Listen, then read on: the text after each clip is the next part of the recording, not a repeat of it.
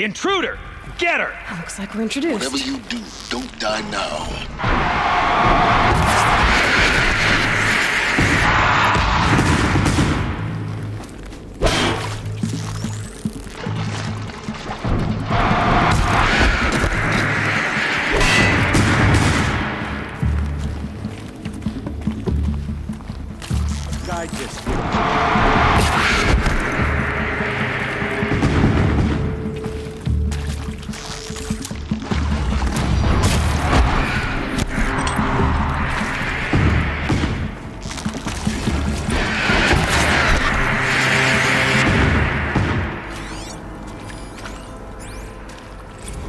I hashed it out with them, what the point of Artemis was. I made it clear I wasn't on board for a global zoo. We haven't exactly proved ourselves to be great custodians in the past few thousand years. So the idea of a reconstituted biosphere, well, it's horrifying, isn't it? A complete horror show. We have no right to take a best guess at this stuff. But the alternative? Nothingness. For there to have been all this and then nothing. And with Charles Ronson running the show, I respect him. He's got a passion to it. He's hot-blooded. So I said I'll do it. I'll put my all into this, literally. When the project is done, I'll take the medical option, thank you. Counselor said I might change my mind. I told him that he didn't know me very well then. For life's sake, I'll do the dirty work. But I want no part of this pathetic, attenuated future on offer. I'm an outdoors man. Never did like the feel of solid-state lighting on my skin. And a wee bit of a claustrophobe, anyway.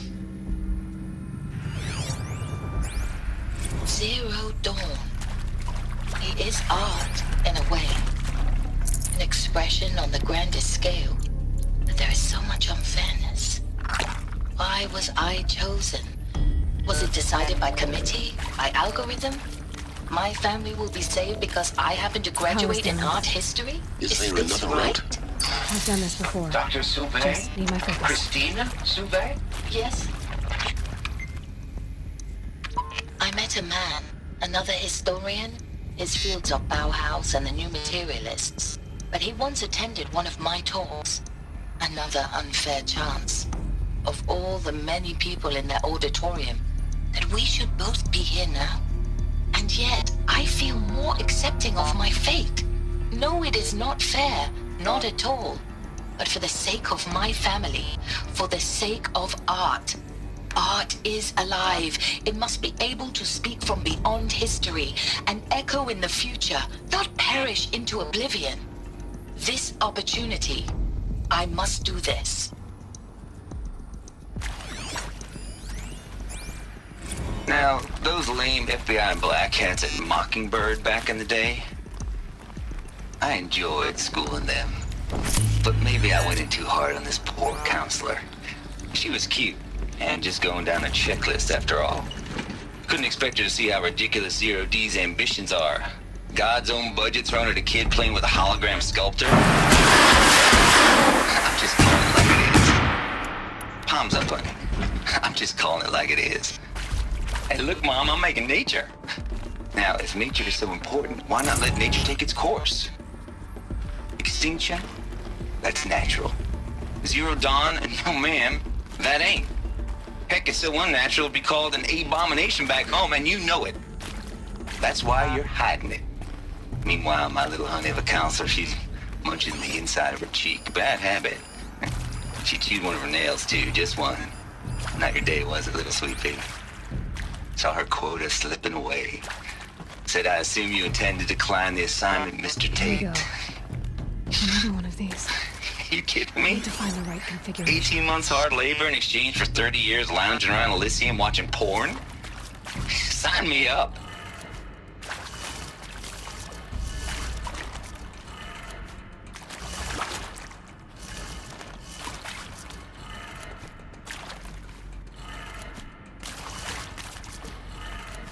Done. I should check the door nearby. Hey, I'm done with Brett's incompetence, okay? Somehow, he managed to install an H-emitter node backwards. Everything's in reverse. I don't get paid to clean up Brett's messes. If you want it fixed, send him up to storage for a new emitter, not me. Parker out.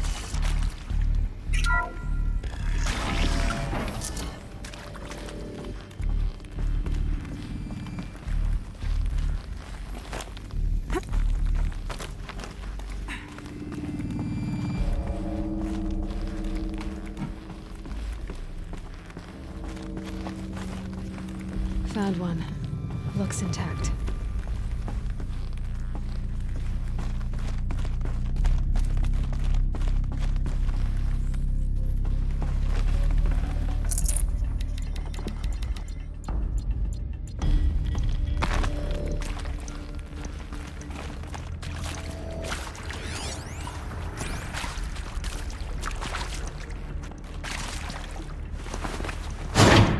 That should do the trick. Now let's get that door open.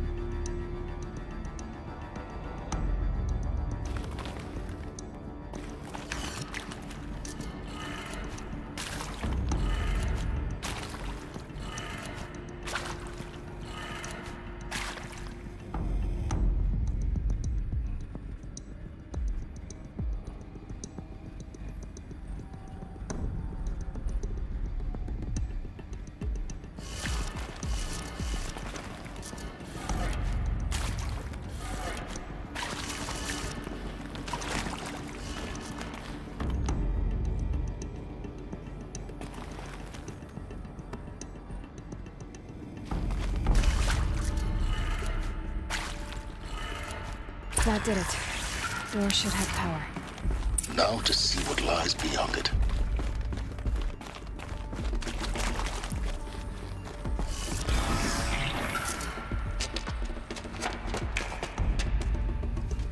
Eclipse. They're here. Avoid contact. Lines look good. Gaia. It's up there. Second floor.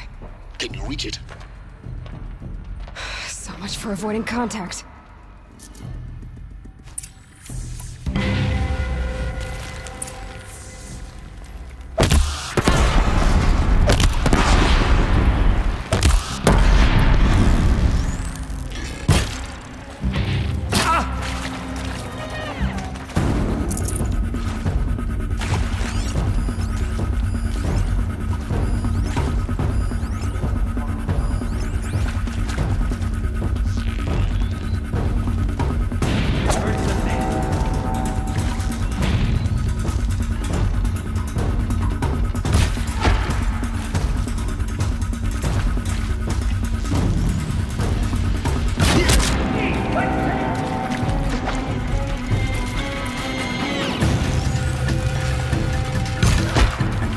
Get behind something.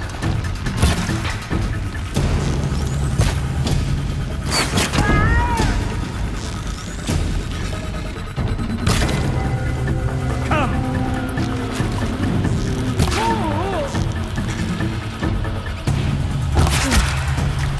That's the last of them.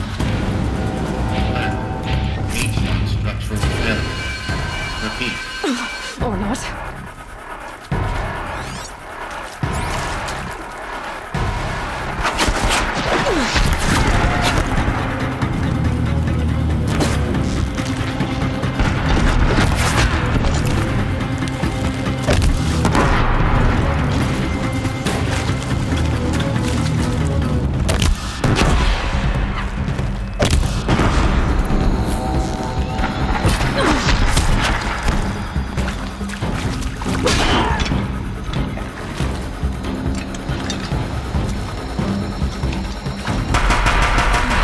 Room's clear.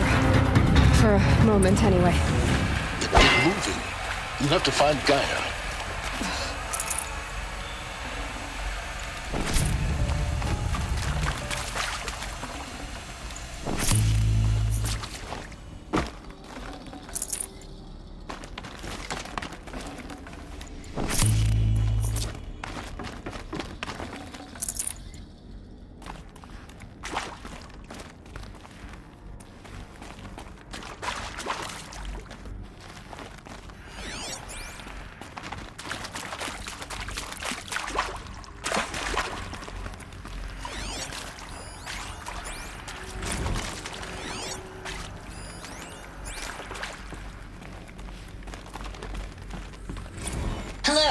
I'm Margot Shen, and this is Hephaestus. As the name might tip you off, this is going to be the subordinate function that Gaia will use to make lots and lots of robots. Her personal forge. Except, it's not that simple. You probably noticed that only about a third of you are robotics engineers.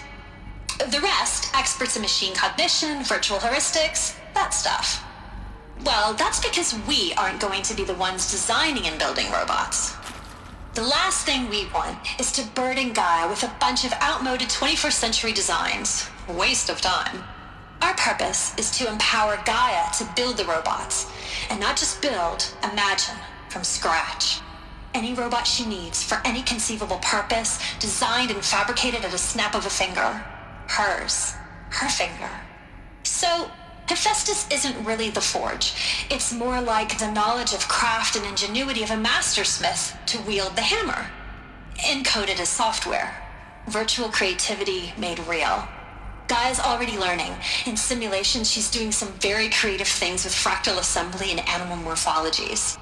Her designs aren't about to win the Liam Prize anytime soon, but hey, everyone has to start somewhere. So, yes, time to get started. Let's do this. I don't get it. If Hephaestus was part of a system designed to save life, why would it use cyan to make a cauldron? And churn out machines with no other purpose than to kill people? Somehow it's gone rogue. I don't understand it. I've seen these shapes before. In cauldrons. But of course, the birthing places of Gaia's machines.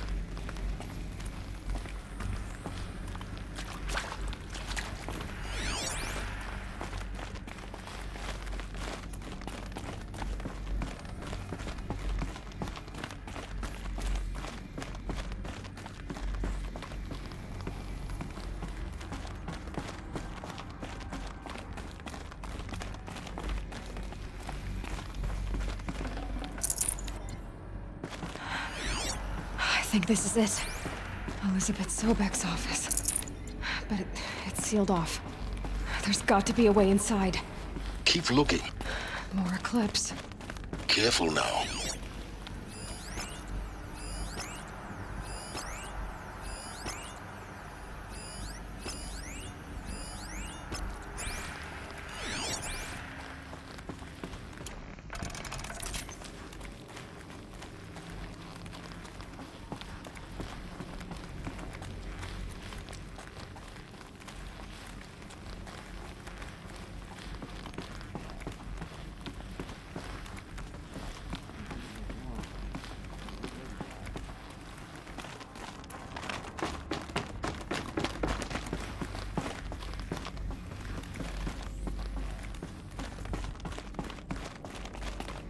Welcome to Apollo, the collective memory of the human species and the wellspring of knowledge for future generations. I am Samina Ebaji. Until recently, I was director of the International Collective Memory Institute in New Tehran.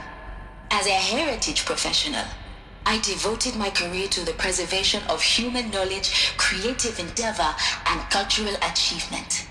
Apollo is, therefore, the ultimate embodiment of a lifelong passion, albeit under the very worst circumstances imaginable. The challenges before us are immense.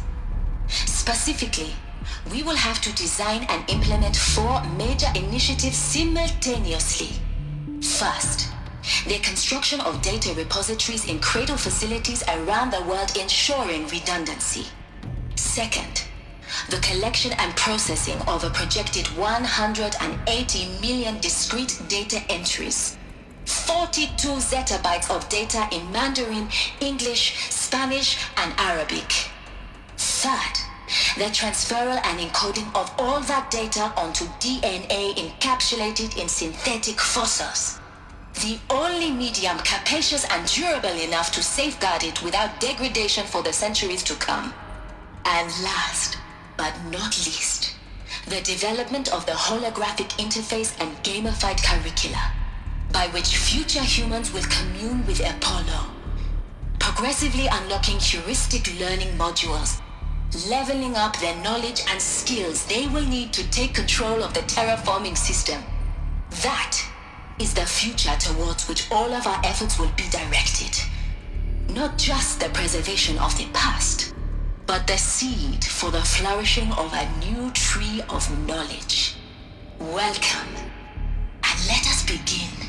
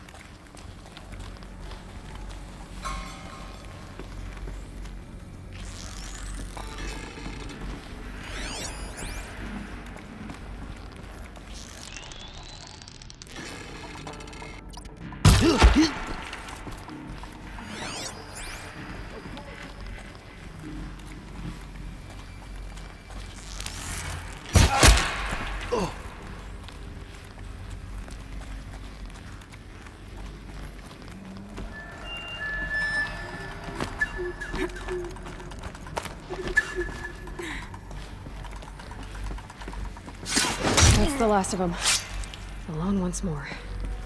In what should have been a cave of wonders. Look around. See if anything is left.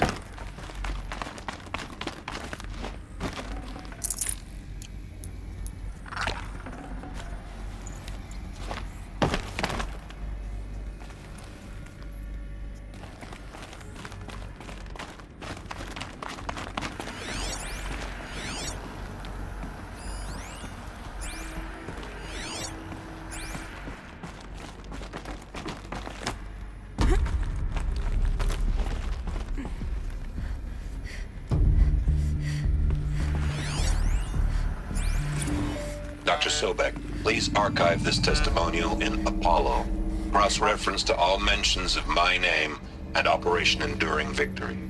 My name is General Aaron Harris. From 2060 to 2066, I served as the chairman of the Joint Chiefs of Staff, the highest-ranked officer of the United States Armed Forces. The tenure of my command included strategic planning and oversight of Operation Enduring Victory, a falsehood perpetrated on the civilian populations of the United States and other nations during the last 14 months of life on this planet. Before the Pharaoh Plague, I did my job and did it well. I was bold and decisive, crafty in political maneuvers. It wasn't an accident that I rose to my position and became the commander of the largest mechanized force ever assembled. But to what end? My only lasting achievement was the extinction of life on Earth, and my one redeeming act, if any, was to delay that extinction by days or weeks, by throwing more death at it. It is my hope that there will be no need for men like me in the world to come. If you are one of the people of that future world, listening to this message, Please know that I am sorry. And that I wish you well. Sincerely, Aaron Harris.